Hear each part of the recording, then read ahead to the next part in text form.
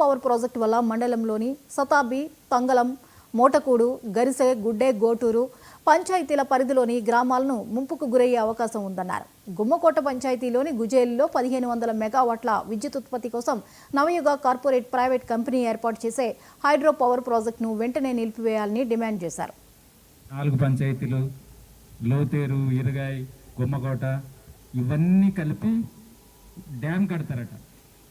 అంటే 60 మీటర్లు అంటే 170-180 అడుగులు డ్యామ్ కడతారట. డ్యామ్ కట్టి ఇవన్నీ ముంచి మన గ్రామాలు భూములన్నీ ముంచి కరెంట్ తయారు చేసి అమ్ముతారట. అదే ఎంత అమ్మారు? 6500 కోట్లు బయట లాగి ఆదివాసుల దగ్గర మేమందరూ కూడా వెళ్తున్నాం.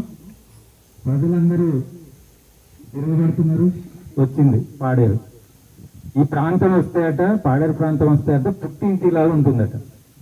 మరి పుట్టింటిలాగా వచ్చేవాళ్ళు ఇలా 6500 కోట్లకి అమ్ముతారా అని చెప్పి